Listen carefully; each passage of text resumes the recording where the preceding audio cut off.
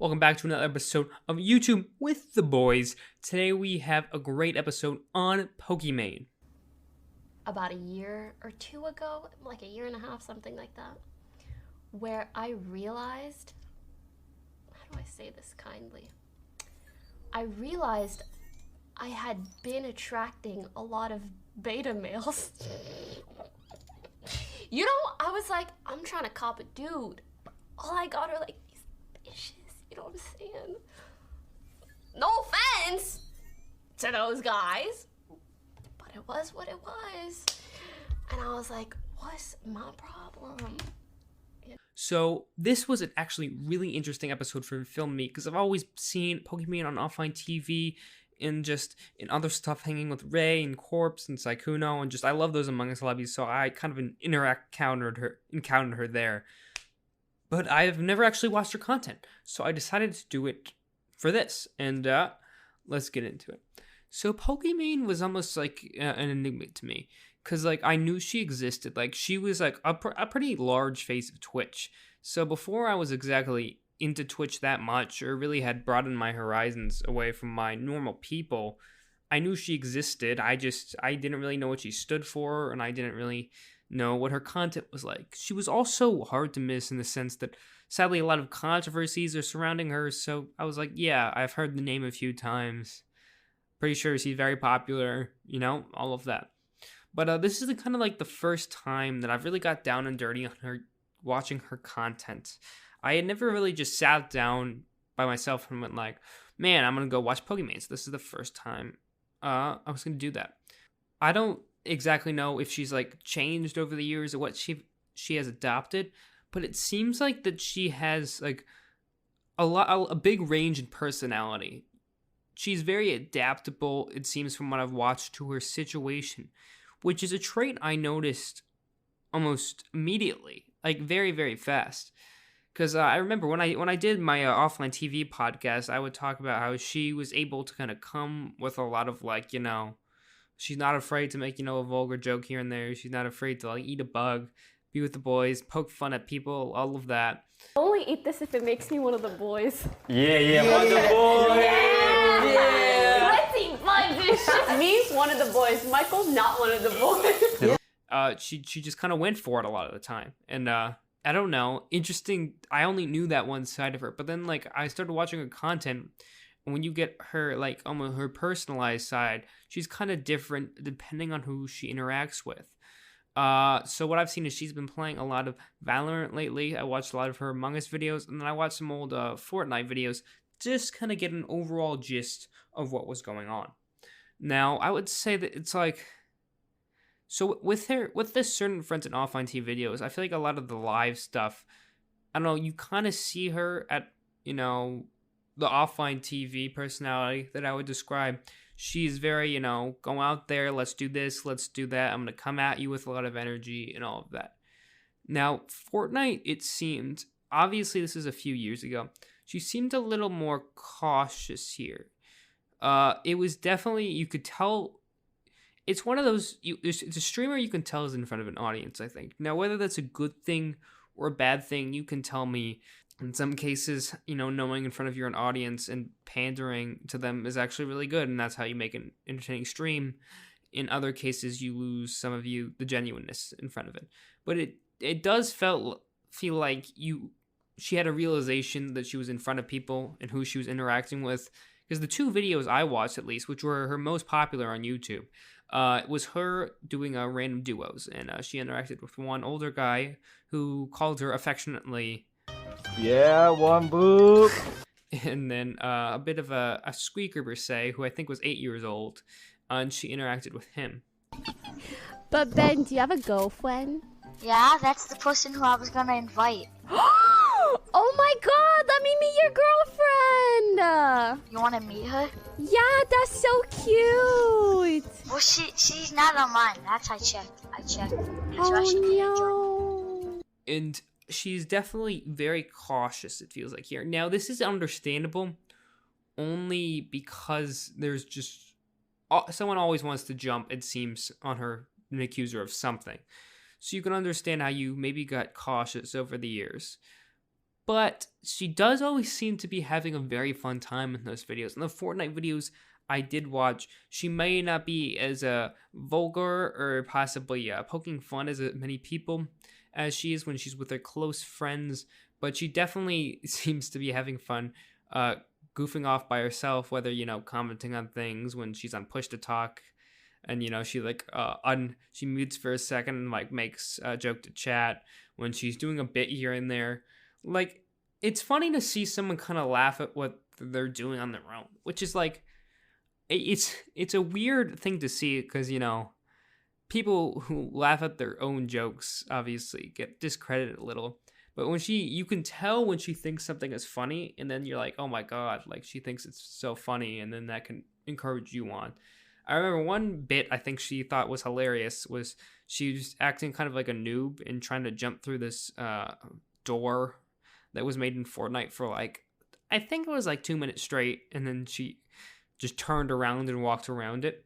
But she just thought it was so funny, and to have that energy come across of her just messing around, goofing off, trolling, and having a fun time is definitely something that is fun to see. Now, where do I rate her on the 3 types of gaming YouTubers? Because she does do primarily gaming from what I've seen from her channel and her stream. She is a gamer through and through.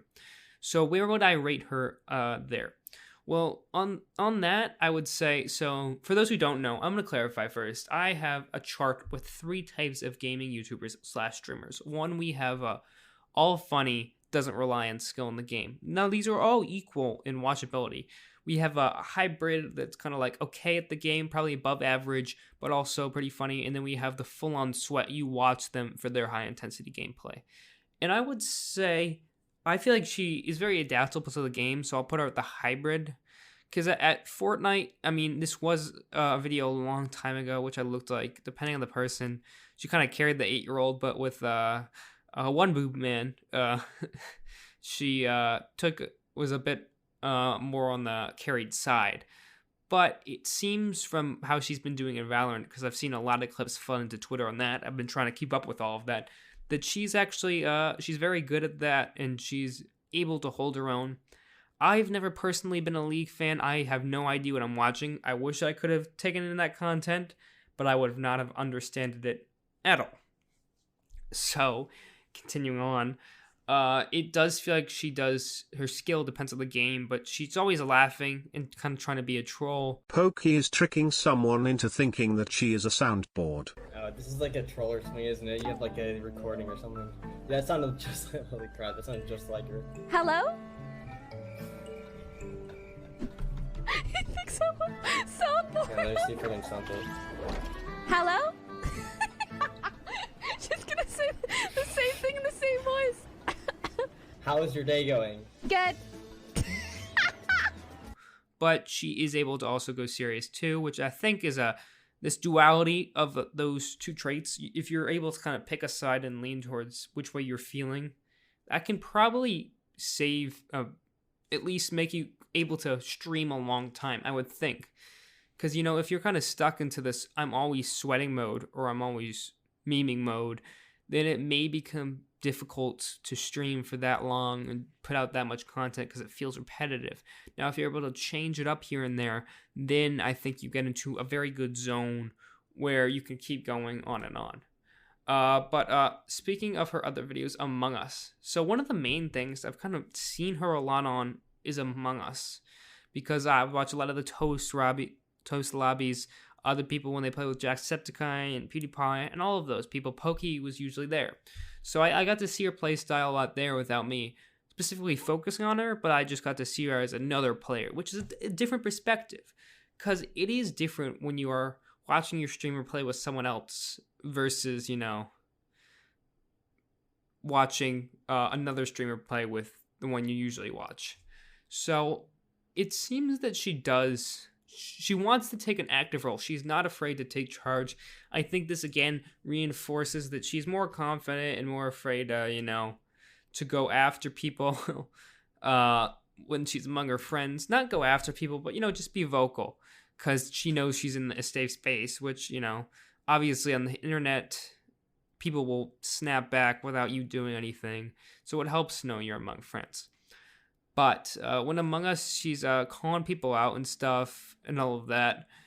And she seems to always like want to make the good play. But it seems she doesn't put too much stress on whether she wins or loses. Now, she definitely wants to win, I feel like. Like, you can get a sense that it's not like she is playing to lose. She is definitely playing to win, and she wants to win. But it doesn't feel like this overwhelming, I would die to win. And she's a pretty good detective. When I watch Toast, I feel like, now I'm serious on this, one of the only people that I feel like always gets Toast correct is Pokey. And I saw this multiple times, and I didn't really, I guess I thought about it, but it's interesting to look at it from another perspective. When I like always watch Toast, Pokey would always call him out. Now Toast somehow would get around it, kill her next round, and win. But she was, I don't know, she'd always have like, you know, an up on him when knowing that he was an imposter. She was always like a one step ahead, knowing where he was. Now he was able to take it away from there, but she did seem on her feet, so she definitely has some skill in Among Us. I think that's a great game for her because it's chill. She's very good at interacting with chat. Obviously, you do not get this far in the industry without interacting with your chat. And she did a great job with that. One of the most interesting videos I saw from her was she played Among Us with a bunch of French streamers. J'allais dire que PA, ça fait longtemps qu'il est à Vitals. Oui, Ouais. je trouve aussi. Ouais. Ouais, c'est vrai. Je suis pas certaine il te si reste c'est une beaucoup bonne de chose quêtes, ou si de- le vent Il me reste dans 3 quêtes, admin va honnêtement. En fait, le storage. truc, c'est que j'ai poncé mes quêtes un peu comme d'hab. Et ensuite, j'ai spam I'm Vitals. selling Et stuff. depuis depuis... Now, I think she grew up speaking French. I know she was born in Morocco, I believe, and then she moved to Canada and moved to LA, I think. So French is a language she knows very well, and she was doing it with French streamers, which is interesting. I don't know.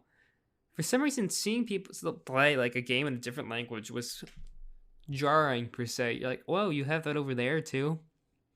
But no, she was like kind of entered all these strangers and kind of went for it, which is not an easy task, especially if you have received flack before. So props to her on that. But that was a really interesting video and fun to see. I like when people can change things up with like that, like flip the bar. I saw her playing a lot of new mods. She obviously strives to find what's new and what people want. The only criticism I would have to give on her Among Us videos is they feel very long.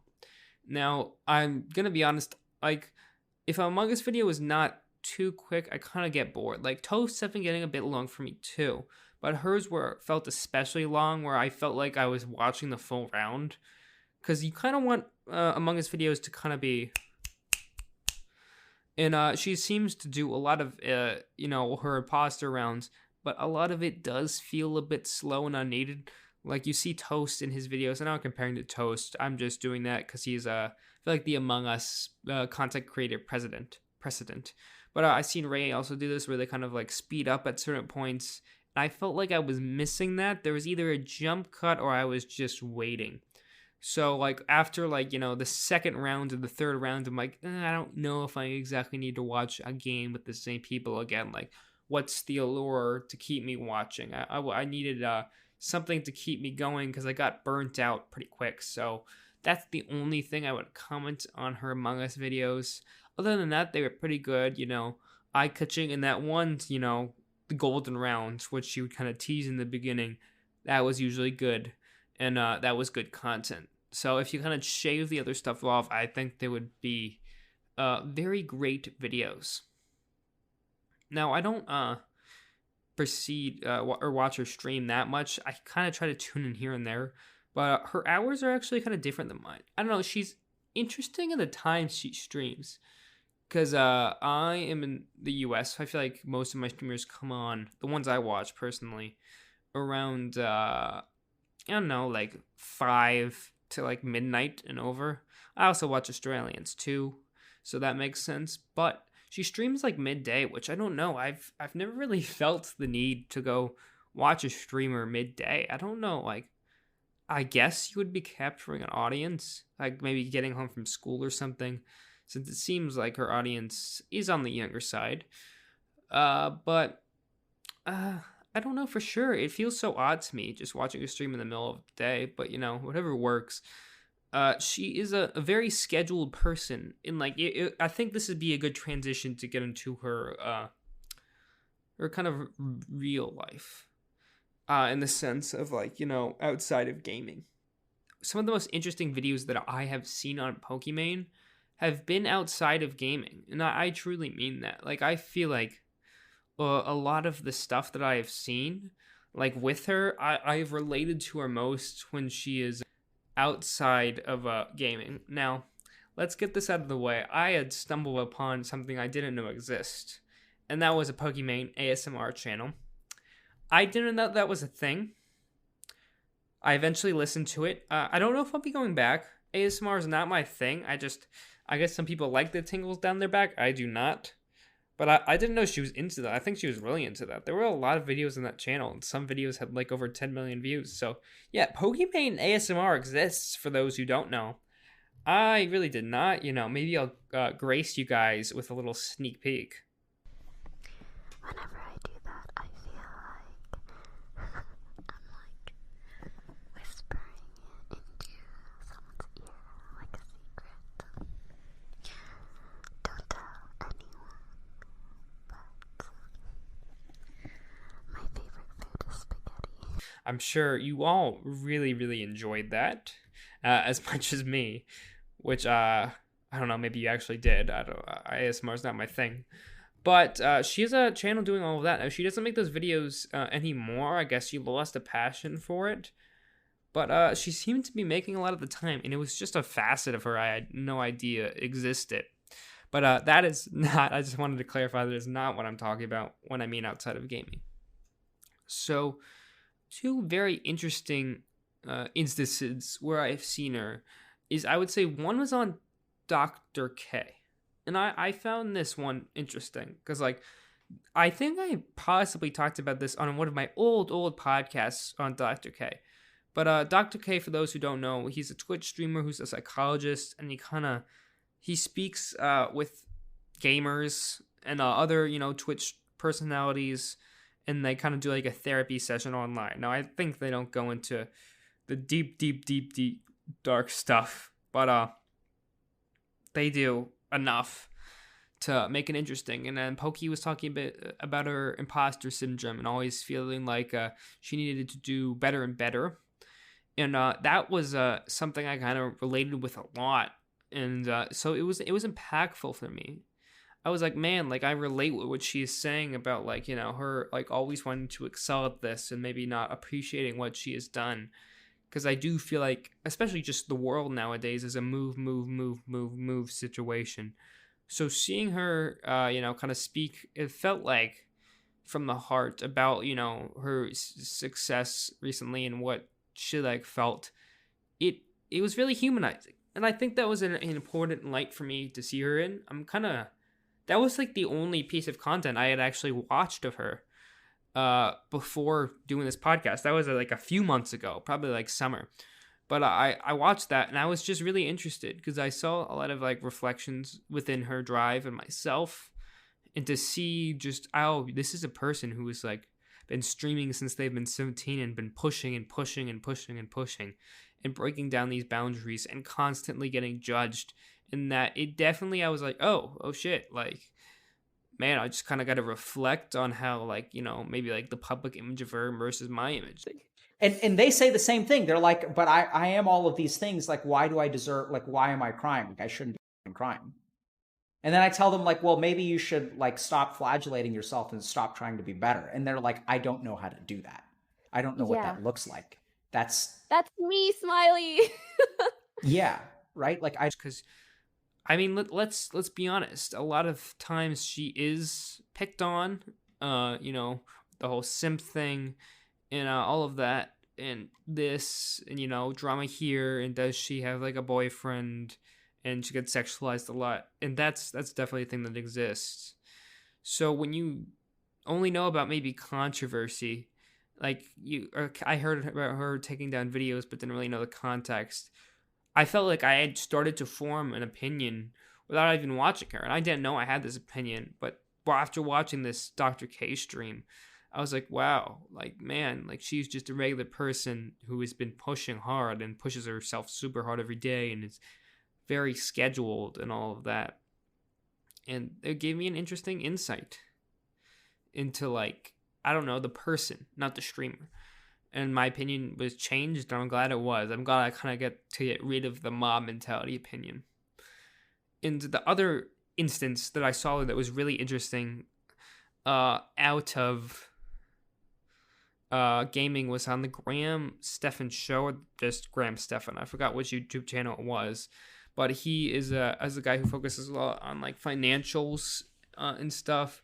Talks a lot about money and the stock market and all of that. And he did like I think he called it millennial money, and he was talking with Pokimane, and that was a really interesting one to hear about all her like management and everybody who works for her, because I just find that stuff fascinating. That's why I hope I could get a guest eventually for this podcast, but I found it fascinating to see like all the ins and outs of the scale of her operation, and she just kept pushing and acquiring more people, and I think it feels like she runs a small company, and to see that side was interesting. I never really realized an operation could be that big, but I guess she is a face of Twitch, as I said earlier. So to hear that and hear her talk about the business side also reinforced that even though it's playing video games, which is probably the best job ever, there was a lot of more behind the scenes that we might not see, which I didn't realize, and it was really cool to see that light. And obviously I'm just not going to go over the whole video. Like, go watch Graham Stephan's video. It's great. I think it gives an insight into some big streamers, but it was really interesting to see she was kind of running a business, and to hear her talking about it streaming from a business perspective also made me respect her drive again. For a very long time, I had editors, so just people that I would commission, hey, can you make one video? And then over the years, that turned into a full-time editor. And then over the years, that has now become like, I need someone to manage my editors, because I can't spend all that time like reviewing videos, telling people what to make videos about, reviewing thumbnails. I still have oversight on everything, so I'm in all the conversations, but I have someone else actively giving that feedback. I try to be as hands-off as possible, just so I can have any sort of a personal life or time to myself. And I felt like it reinforced what I had felt earlier about with the Dr. K stuff and all of that. And she also seems to kind of just be pushing forward in a lot of other areas. Obviously, she makes merch with Offline TV. She does her own merch, but she is also working with Cloak. So she has this business ingenuity, it seems like. For those who don't know, Cloak is a clothing brand started by Jacksepticeye and Markiplier, I believe. And I think she hopped on as a creative director, maybe a bit way through. And seeing her interact with them is very interesting, but it's also interesting to know she has this entrepreneurial mindset. Which, when you realize that like there is a very smart brain of someone who wants to grow and succeed behind all of this, it really makes you respect her that I think she's like, what, 20, 25, 24 in doing all of this?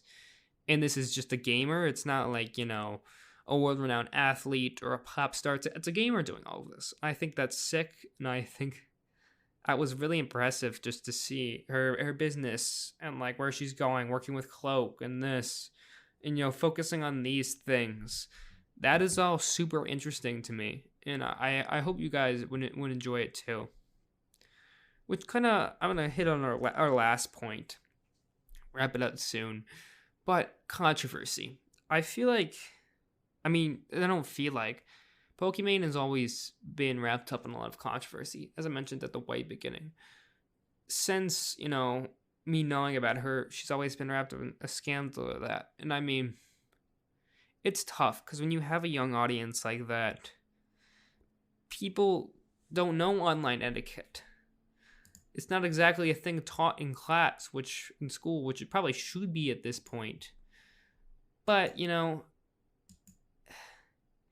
it seems like people don't get it.